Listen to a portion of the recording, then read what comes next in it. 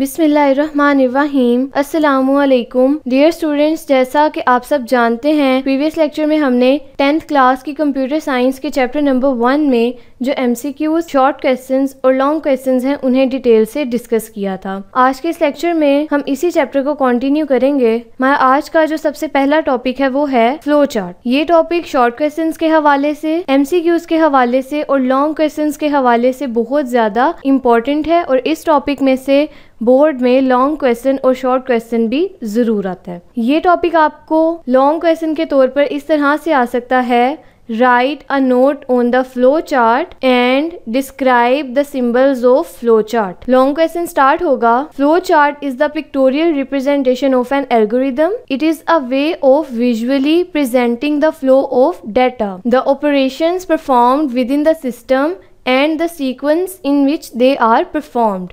The flow chart is similar to the layout plan of a building। यहाँ तक इसकी definition complete हो जाएगी। ये डेफिनेशन आपको शॉर्ट क्वेश्चन के तौर पर भी पूछी जा सकती है। शॉर्ट क्वेश्चन इस तरह से आएगा, डिफाइन फ्लो चार्ट और व्हाट इज फ्लो चार्ट। तो आप ये डेफिनेशन कंप्लीट करेंगे। इस टॉपिक में से आपको शॉर्ट क्वेश्चन इस तरह से भी पूछा जा सकता है, what is the difference between flow chart and algorithm. तो आप फ्लो चार्ट की भी डेफिनेशन लिखेंगे और एल्गोरिदम की भी डेफिनेशन लिखेंगे, जिसे हमने प्रीवियस लेक्चर में डिस्कस किया था। उसके बाद नेक्स्ट टॉपिक पे आ जाते हैं, सिंबल्स ऑफ फ्लो चार्ट। ये स्टार्ट होगा, flow charts are usually drawn using some standard symbols, however other special symbols can also be developed when required. इस टॉपिक में से आपको जो MCQs पूछे जा सकते हैं वो हैं, flow chart is the pictorial representation of an algorithm. Flowchart is a way of visually presenting the flow of data. The flowchart is similar to the layout plan of a building. Flowcharts are usually drawn using some standard symbols. Next start करते हैं, the standard symbols which are frequently used in flowcharting are shown below.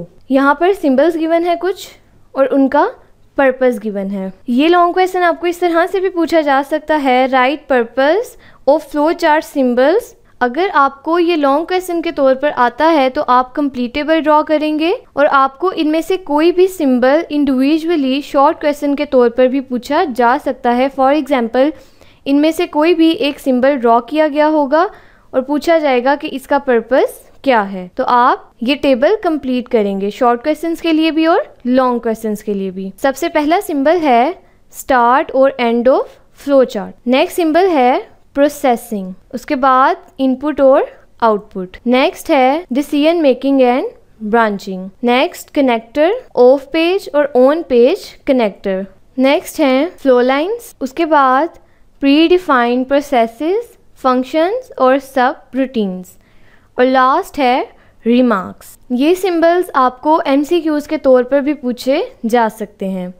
उसके बाद next topic है guidelines for drawing a flow chart. ये topic short question के हवाले से और लॉन्ग क्वेश्चन के हवाले से बहुत ज़्यादा इंपॉर्टेंट है। शॉर्ट क्वेश्चन इस तरह से पूछा जा सकता है, write the guidelines for drawing a flow chart और what are the guidelines for drawing a flow chart. तो अगर शॉर्ट क्वेश्चन के तौर पर ये क्वेश्चन आता है तो आप इनमें से कोई से 2 पॉइंट्स लिखेंगे, लेकिन अगर लॉन्ग क्वेश्चन में आता है तो आप ये कंप्लीट करेंगे। सबसे पहला पॉइंट है, in drawing a flow chart all necessary requirements should be listed in a logical order. Point B है, the flow chart should be clear, neat and easy to follow. There should not be any ambiguity in understanding the flow chart. C part है, the usual directions of the flow chart is from top to bottom और left to right. D part है, only one flow line should come out from a processing symbol. अब इन points में से आपको जो MCQs पूछे जा सकते हैं वो हैं, in drawing a flow chart all necessary requirements should be listed in a logical order. The flow chart should be clear, neat and easy to follow. Next, the usual directions of flow chart is from top to bottom or left to right. Only one flow line should come out from processing symbol. यहाँ पर symbols भी draw किए गए हैं, आप ये symbols भी draw करेंगे। उसके बाद ई पॉइंट है, only one flow line must enter a decision symbol but 2 flow lines, one from each possible answer must leave it. इसकी भी डायग्राम गिवन है। उसके बाद F है, only one flow line is used in conjunction with terminal symbol.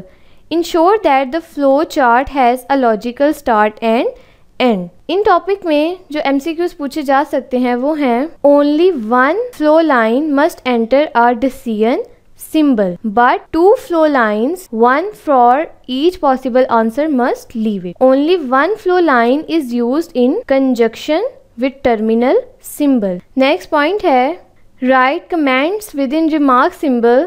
We can use the remark symbol to describe steps more clearly. यहाँ पर इसकी example भी गिवन है कि किस तरह से हम फ्लो चार्ट में कमेंट्स को लिख सकते हैं। उसके बाद नेक्स्ट पॉइंट है, if the flow chart becomes complex it is better to use connector symbols to reduce the number of flow lines. The intersection of flow lines should be avoided to make it more effective and clear.